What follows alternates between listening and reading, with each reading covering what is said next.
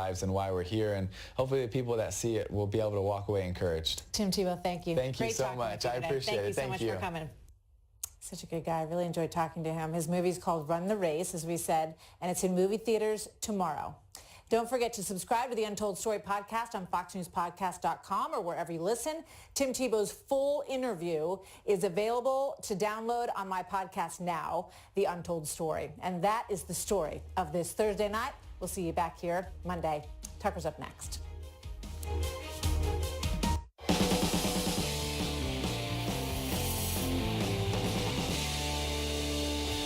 Well, good evening and welcome to Tucker Carlson Tonight. The saga of Jussie Smollett entered a pretty intense new phase today. A tale of victimhood is now a tale of unimaginable hubris.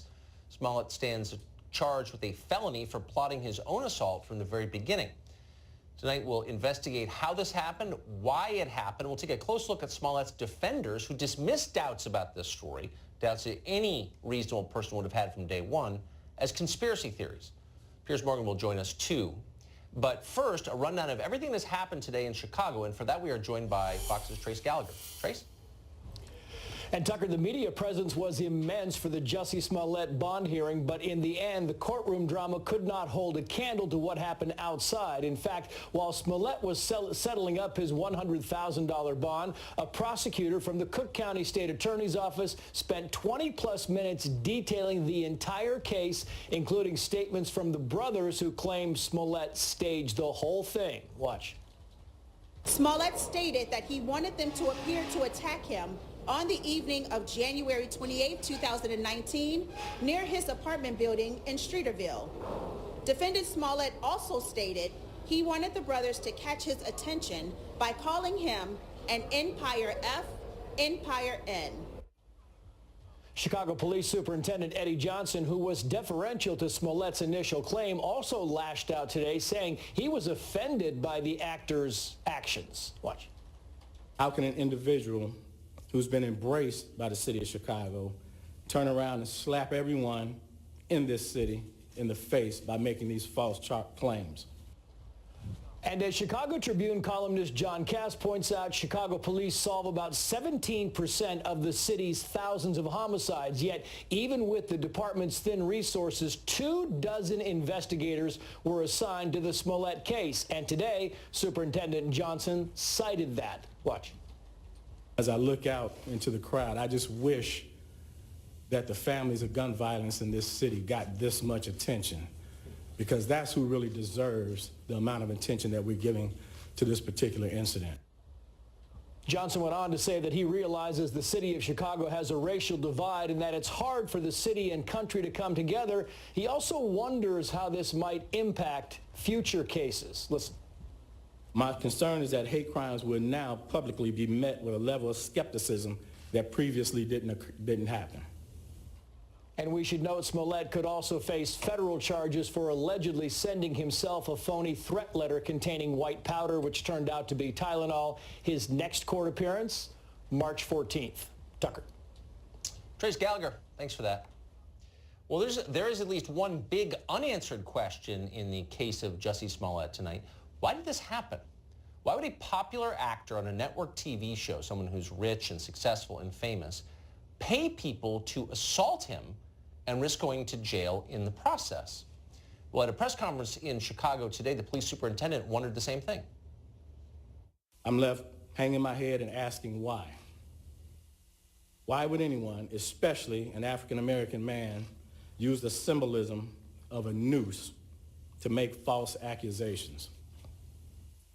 How could someone look at the hatred and suffering associated with that symbol and see an opportunity to manipulate that symbol to further his own public profile? Well, that's a fair question. What Smollett did was not simply illegal and weird. It was terrible for the country. So why did he do it? Well, the short answer appears to be he wanted a raise at work and he thought this would get him that. The broader answer, the one that we should all think about, meditate on, is that Smollett was simply responding to the incentives that American society has created for him.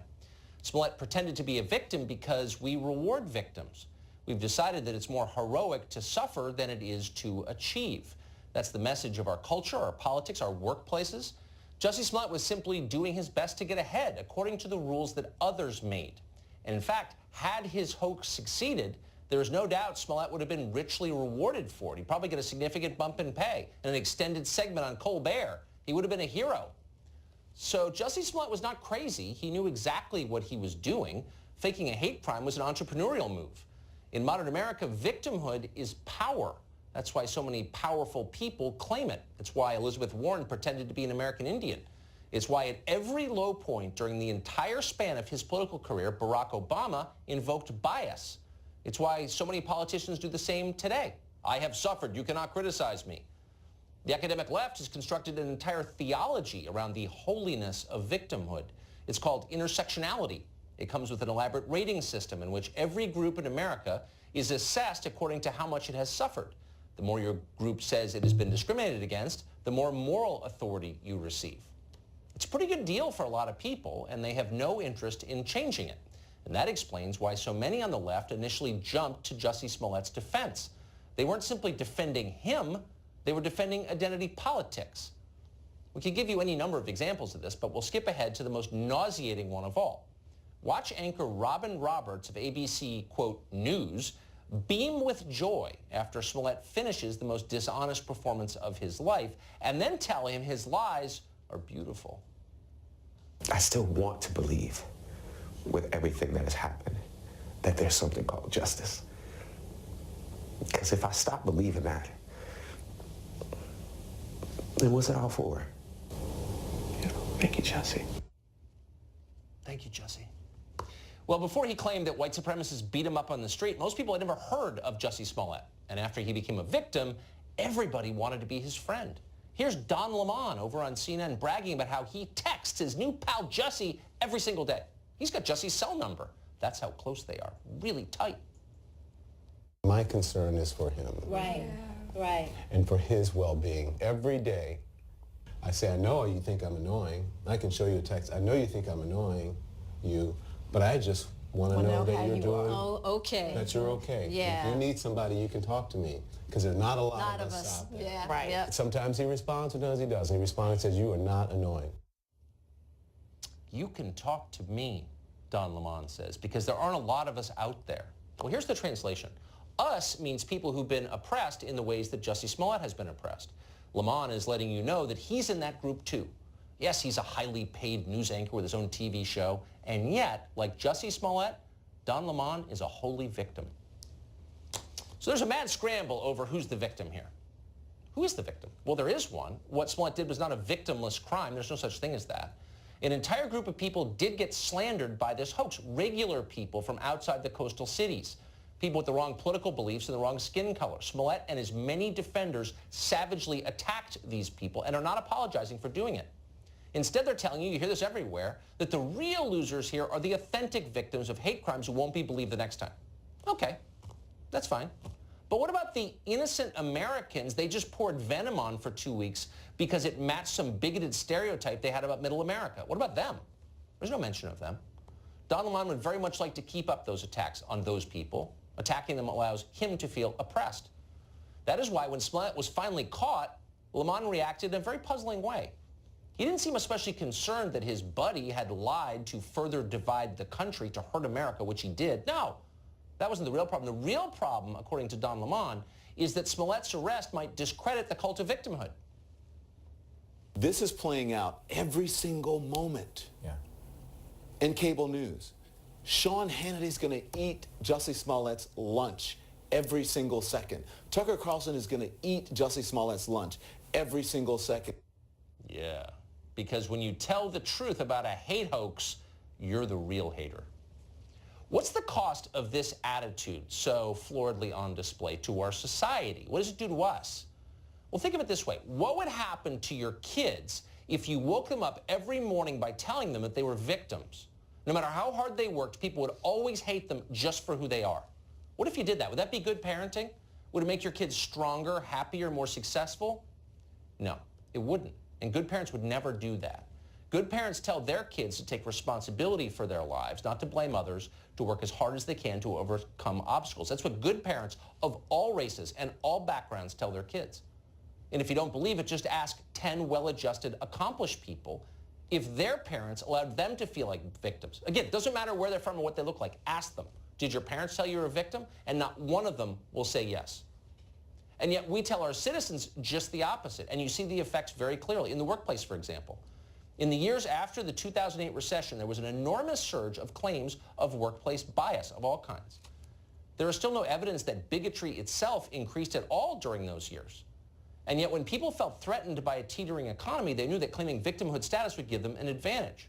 Can you blame them? No, you really can't. Not really. They didn't write the rules of our society. They're just following the rules that people like Don Lemon wrote, but at great cost.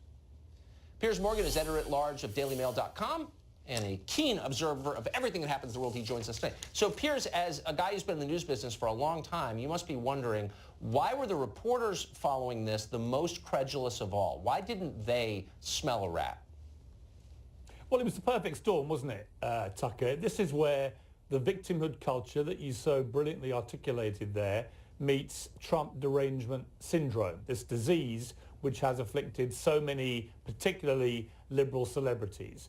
And I think in Jussie Smollett, you had greed as a motivation, but you also had, he wanted to be a celebrity victim, as you said. He wanted people to feel sorry for him, to like him, to retweet him.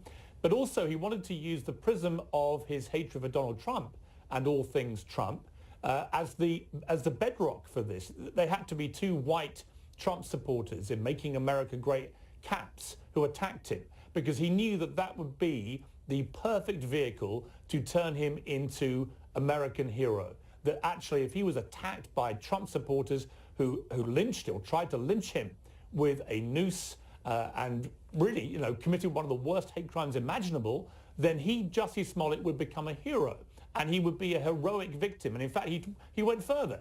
In the Robin Roberts interview, he said that he fought back against these two guys. Well, we've now seen the size of them. These are two very big men.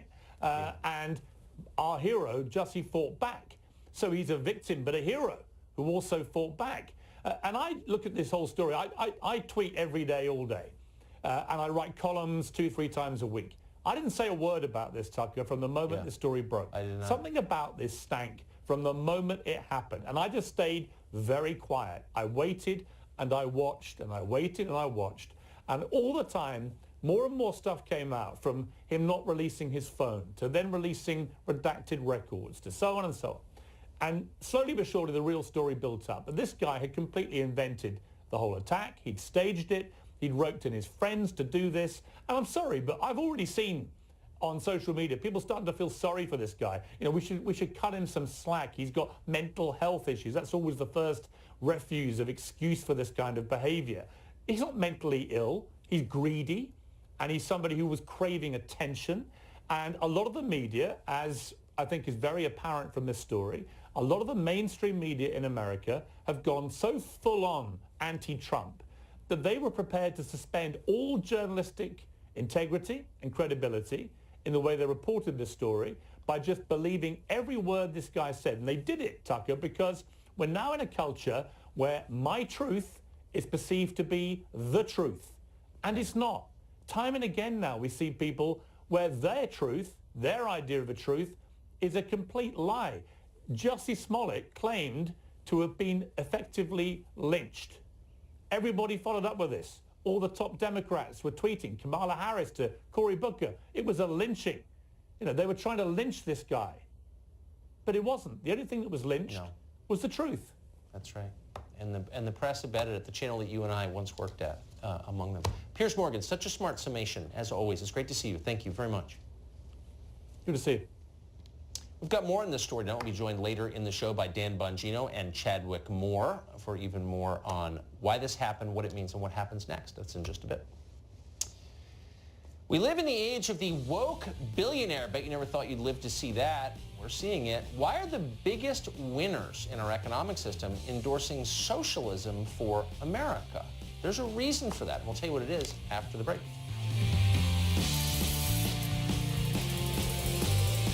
After walking 6 miles...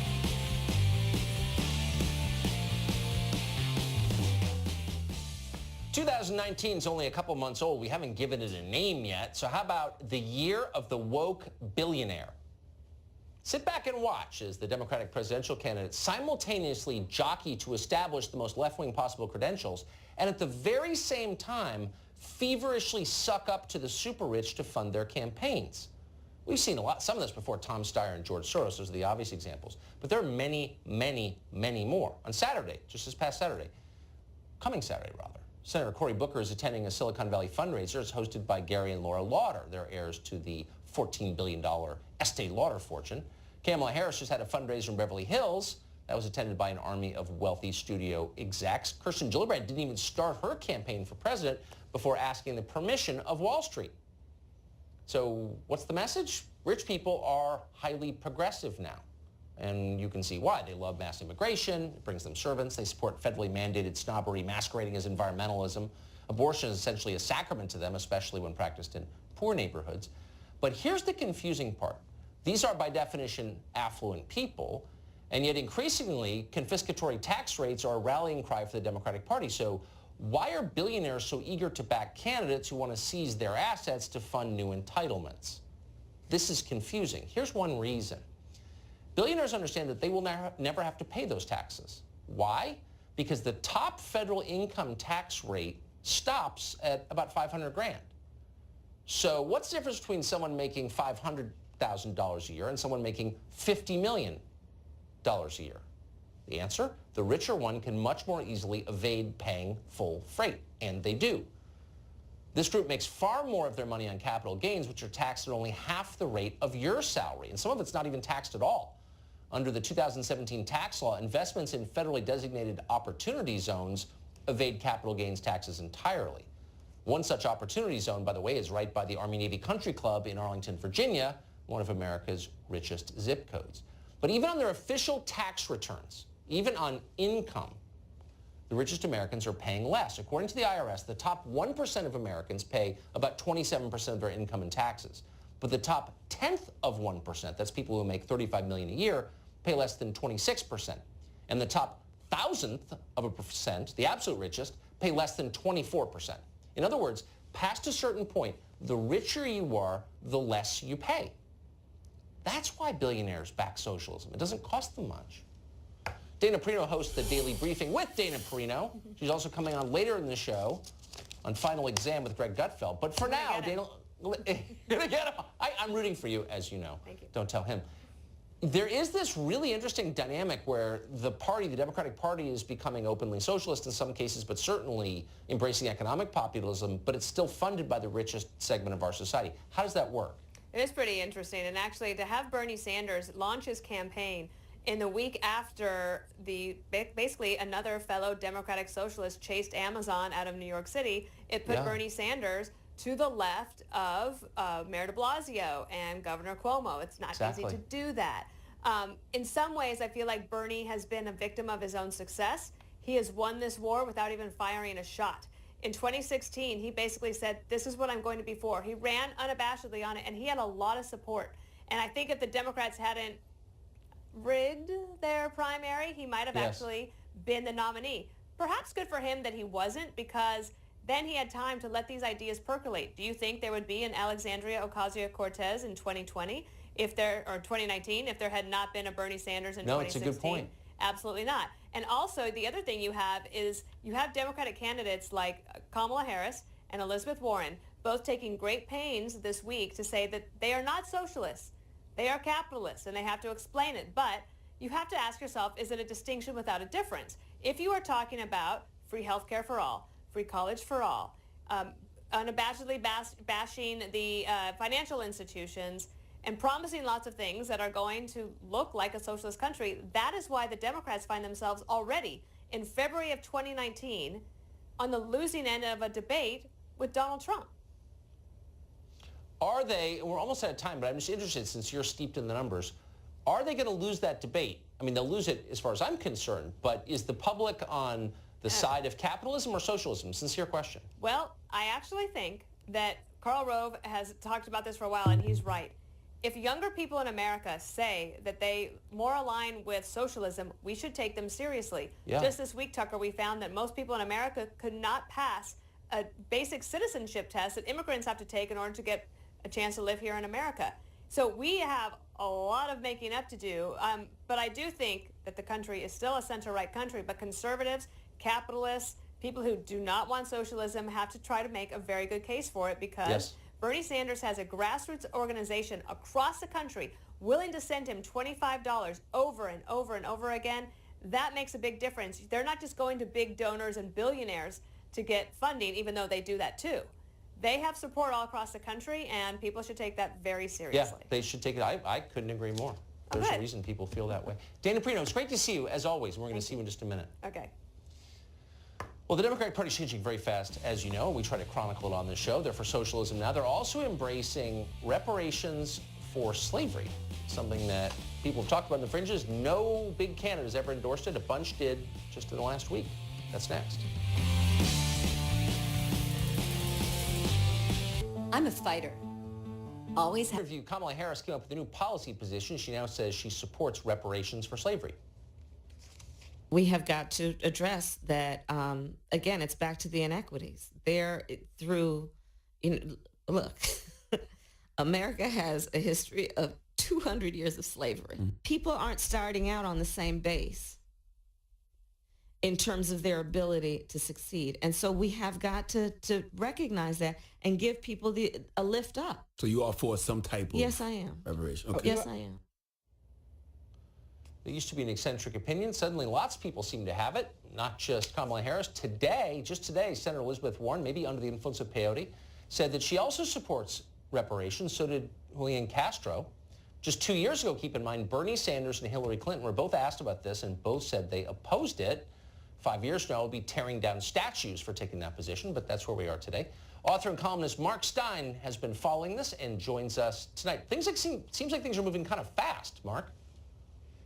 Yeah, they are. And this is disturbing if reparations is becoming a mainstream position. It's particularly absurd, I think, for Elizabeth Warren to be in favor of that. This is someone who, in a sense, has benefited from a fake appropriation of racial grievance. As you know, the business about her being 1024th Native American, presumably, and yet presenting herself as Harvard Law School's first woman of color.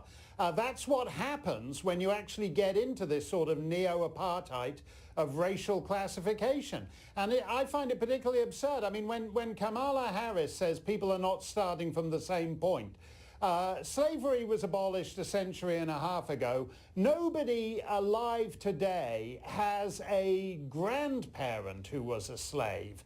And in that sense, I think you reach a point where, you know, you need to move on. I mean, the reparations thing eventually, as the decades go by, becomes ridiculous. I'm Canadian. I think you guys should give us reparations, because if you hadn't had the revolution, we'd have the whole continent would now be Canada. And if you were going to steal our land from us and drive the loyalists out, Tucker, you could at least have divided the continent east-west so that we Canadians weren't holed up in the coal bit. Which half would you take? Yeah, well, exactly. I think I'd have the half without the Californian presidential candidates in it, I think that's right. on balance, or maybe the bit in the middle, and you guys could have the two coasts. But the point here is this is nothing real. This is nothing real to the lived experience of people of all kinds of identities today, and certainly not to Kamala. Kamala Harris has a Jamaican father and an Indian mother. And I don't know whether it's the identity politics, as her father was suggesting earlier today. I don't know whether it's this whole identity politics obsession that means she has to feel she has to genuflect to this, because her own experience is in fact entirely apart from the African-American slave experience. It's also bad, though. It's really divisive. Mark Steyn, great to see you. Thank you for that. Divisive. It is. Thanks a lot, Tucker. See ya. Time now for Final Exam. Two contestants create chaos on set during their last match-off. Will face off again. Get ready for Dana Perino and Greg Gutfeld in this week's news quiz. See if you can beat them. We'll be right back.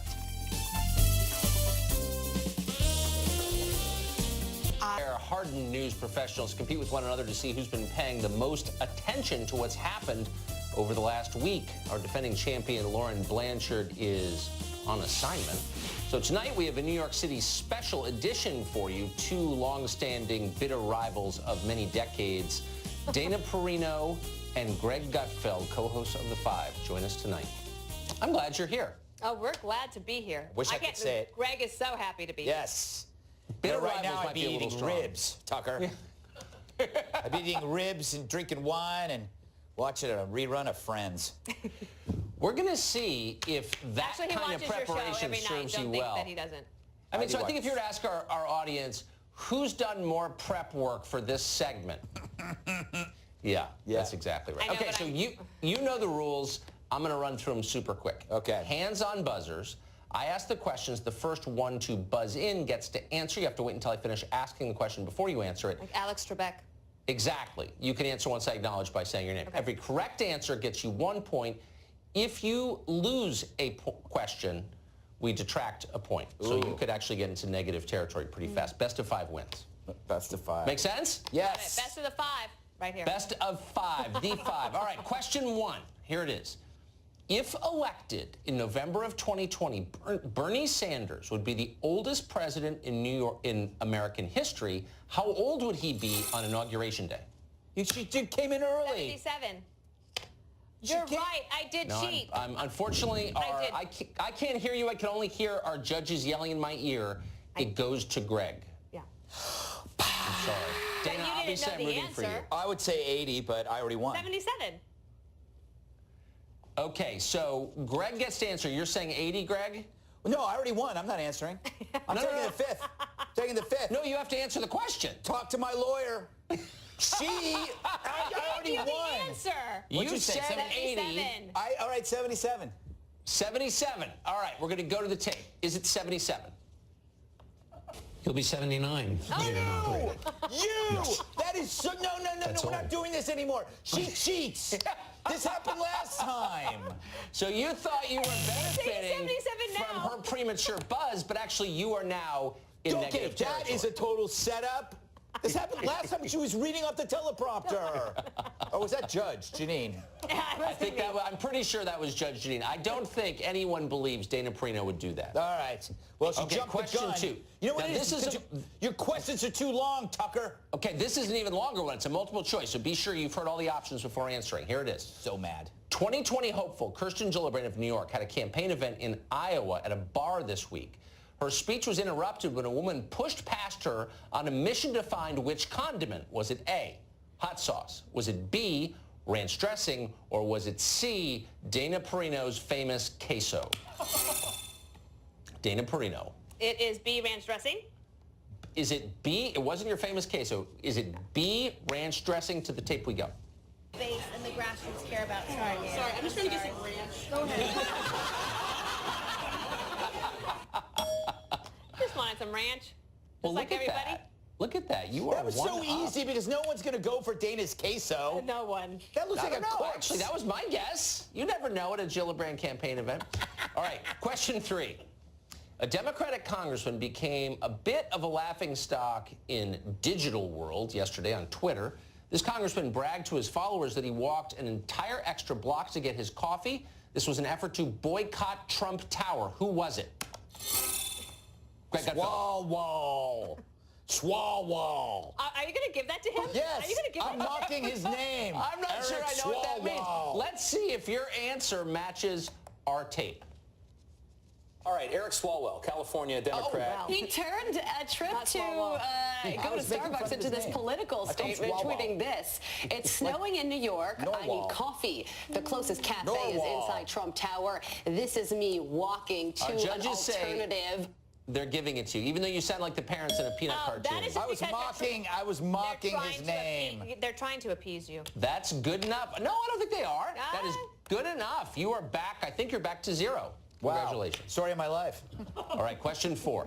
If you looked up at the night sky this week, if you didn't live in New York City, for example, you may have seen an interesting lunar spectacle. The winter moon appeared extra bright because it was thousands of miles closer to the Earth than it normally is. There's a name for this event, and the hint is it has something to do with winter weather.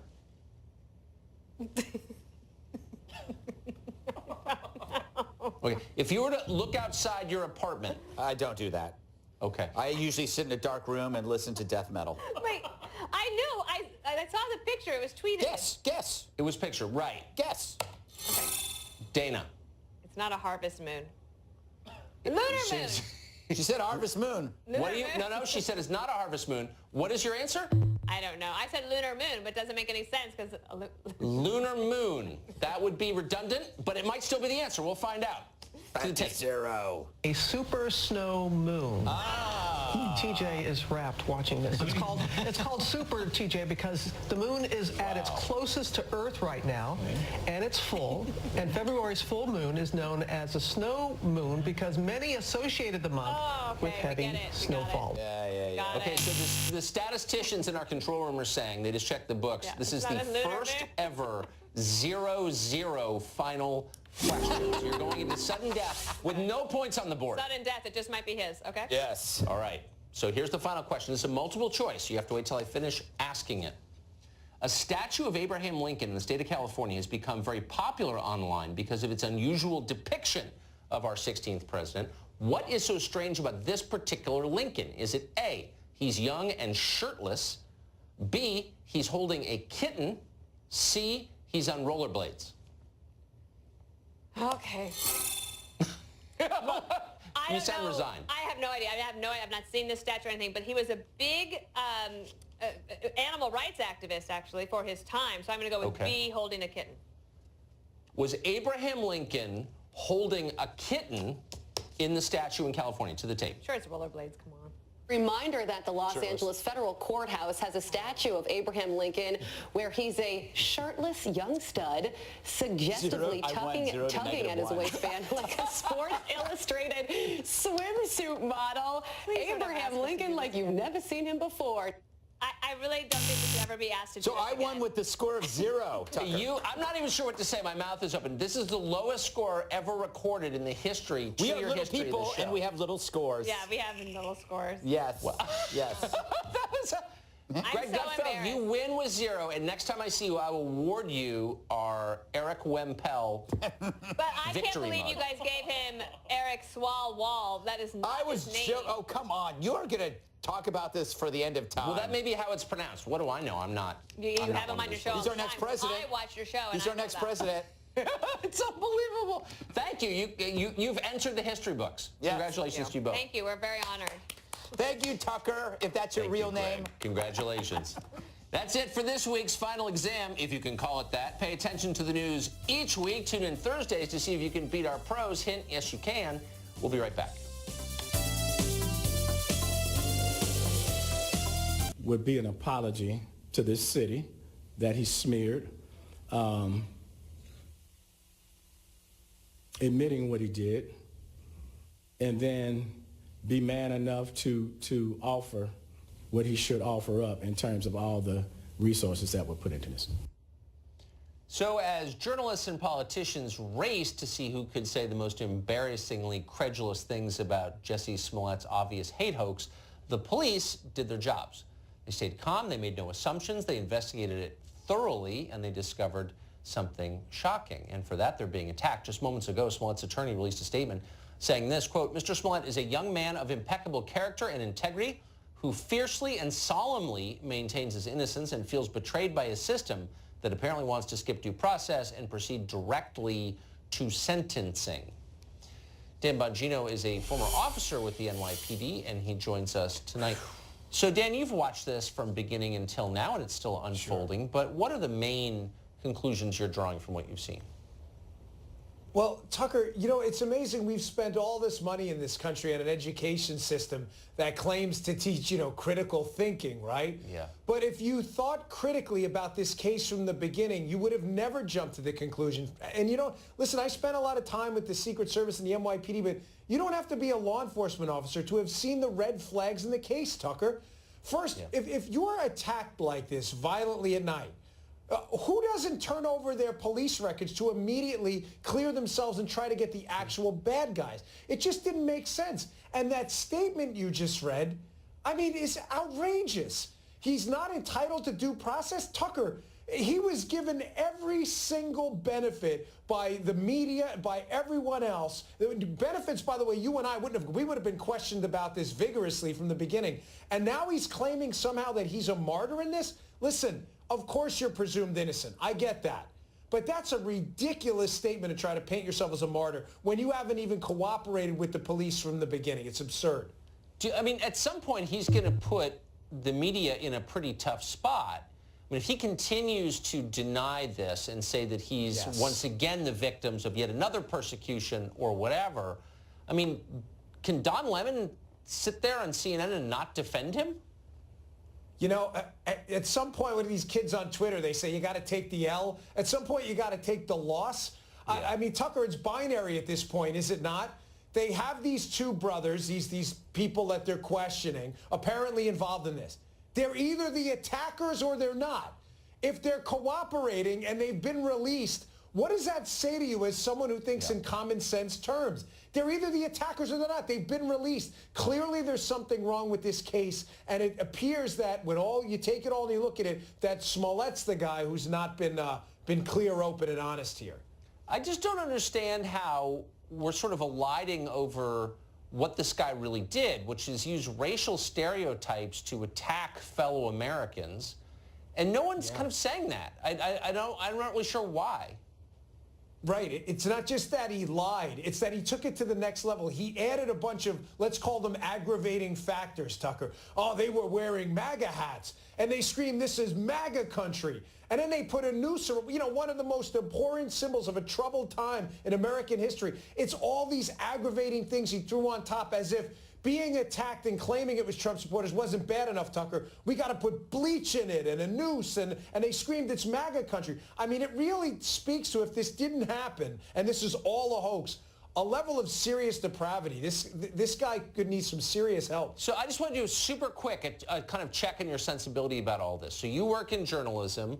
Robin Roberts over at ABC, quote, News works in journalism. She heard Jussie Smollett's story, and she concluded it was, quote, beautiful. Was there ever a moment when you heard his story and you thought to yourself, that's beautiful? No, I thought it's questionable. But Robin Roberts needed that story to be true and wanted it to be true. And it's clear from the questioning. There was not one critical question asked of a guy who had a very suspect story. It's a real shame, and it's a stain on journalism. Yeah, that's nicely put. Dan Bongino, great to see you. Thank you. Good to see you too, Tucker. See you next week. Well, after his court hearing today, Jussie Smollett returned to work at the show Empire. According to reports, Smollett kept crew waiting for at least 30 minutes in order to film his scene. This was today. When he arrived, he begged the crew and his fellow actors to believe him, to believe in his innocence. He said this, quote, I would never do this to any of you. You are my family. I swear to God, I did not do this, end quote. Well, the press didn't need that kind of begging to believe Jussie Smollett. Virtually everyone in the press was ready to believe him anyway. What we do know is that racism is alive and well in this country. There is real evidence of people who have done these crimes who cite that the president has inspired them. The fact that it reportedly said this is MAGA country adds to sort of the atmosphere of menace that African Americans in particular and people of color in general have felt since the advent of the Trump administration. He said his attackers hurled racial and homophobic slurs at him. And this is America in 2019. So there are a lot of dumb, credulous people in the media. Chadwick Moore is not one of them. He was not fooled. He predicted the outcome of the Smollett case more than 2 weeks ago, and Dallas was attacked for it, but joins us now for a well-deserved, I don't want to call it a victory lap, but you were right, and we want to acknowledge that you were. Chadwick Moore, great to see you. So you looked at this story, looked at the facts, and you didn't buy it. I didn't buy it from the first sentence of the first report that I read. And it wasn't even just MAGA country, which made me laugh out loud. And I think a lot of people, because what Trump supporter would say that, everyone knew that was fake. Exactly. My first question when I read this story was, I thought, what was the weather last night in Chicago? Looked it up, and it was -20 with the wind chill. That was the first thing that tipped me off, that like, something isn't right here. Now, we expect our that is the most simple question to ask. Yeah. We expect our journalists to be able to, that would be the most basic thing I would look up. None of them did it. And now what we see with the media is they are legitimately gaslighting the American public and saying, No, we handled this very, very well. We were very fair. They're saying a lot of celebrities and activists on Twitter ran with it, and you're confusing us with them. No, you can certifiably look up Washington Post, ABC News, NBC News, the Associated Press, The Guardian. You can go on forever.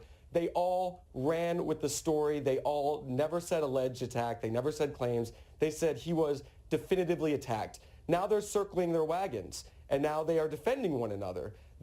I've never seen a journalist ever have true remorse, ever go through a period of, or very rarely, a period of self-reflection. And we're not going to see it here. Brian Stelter over at CNN is sort of leading the charge with this. It's about they're continuing to protect their own, protect their industry, and they just simply do not care about the truth. They do not care about being anything but activists at this point. No, I think that's absolutely right. What's interesting is that there doesn't seem to be any penalty in this deeply corrupt business of journalism for getting it wrong in one direction. But if you had come out in public 2 weeks ago, I had doubts myself about this story. It seemed obviously like there were at least holes in it. I was afraid to express those doubts in public. It's not worth it, actually. There would have been massive penalty for doubting this in public, and yet isn't our job supposed to be skepticism? Exactly, and I sort of thought the same thing. I said, if I'm wrong, this could really be a big hit to my career. Yeah. I was just so convinced I wasn't. Nothing about it made sense. Meanwhile, at the time when a few brave people were actually expressing skepticism, they were called conspiracy theorists by the media. They were maligned and they were treated like kooks. And it turns out they were right all along. You know, the media will just move on. They don't care. I mean, they are really the propagators of all of this. They are the reason why Jussie Smollett felt like he could get away with this, because he knew they would be on his side, because they've created this fake narrative of armies of racist Trump supporters marching around and assaulting people. So why would he think that he wouldn't get away with it? No, it's a good point. And you of all people know what it's like to be inside journalism and take a view that is not considered acceptable. You came out in favor of Donald Trump and had people basically try to destroy your life. Exactly, and that a lot of happened. We just saw recently that reporter, I believe she was from CBS News, who came out and Laura Logan. Yes, yeah, that's right, and deflected. And there's another case recently. It's so rare to see this, but another case, I believe it was an NPR chief who did a similar thing. It's almost like when these journalists actually seek out the truth and actually try to get to know these boogeymen, Trump supporters, they almost seem to always deflect afterwards, and they sort of tend to see the horrors that are happening in their industry. You know, journalists they couldn't be more disconnected. I think that the Democrat politicians who ran with this story from day one are genuinely corrupt, and they're smart enough to see the holes in it. That's for sure. Yeah, and the journalists who ran with it, some I'm sure, but I think it was mainly a case of profound stupidity. Well, that's not reassuring. You know why? It's because all the smart kids go into finance. I don't think any our homegrown geniuses are rushing to the New York Times anymore. Yeah. Chad McMore, great to see you. Always a pleasure. Thank you. Well, speaking of the presidential candidates, Kamala Harris has lost no time resorting to stereotypes to advance her cause. True. She recently bragged about smoking a ton of weed in college and listening to Tupac. Tupac Shakur had not released any music at the time, it turned out. So when pressed on her commitment to legalizing weed, Harris resorted to another stereotype. Come on, man, I'm Jamaican. That's what she said. I'm Jamaican. Okay. One person who didn't think that was that funny was her own father. He's a Stanford professor called Donald Harris. He released a statement condemning what his daughter said. Quote, "My dear departed grandmothers, as well as my deceased parents, must be turning in their graves right now to see their family's name, reputation, and proud Jamaican identity connected in any way, jokingly or not, with the fraudulent stereotype of a pot-smoking joy seeker and in the pursuit of identity politics. Speaking for myself and my immediate Jamaican family, we wish to categorically disassociate ourselves from this tragedy." It's amazing. But it really shouldn't surprise you. She was trafficking in stereotypes completely. Not every Jamaican has dreadlocks and smokes weed all day. And you really have to be Kamala Harris to think otherwise. Amazing. That's it for us tonight. Good night from Washington. We'll be back tomorrow, 8 p.m. show that is the sworn enemy of lying, pomposity, smugness, and groupthink. You're not going to believe what happened. Sean Hannity, right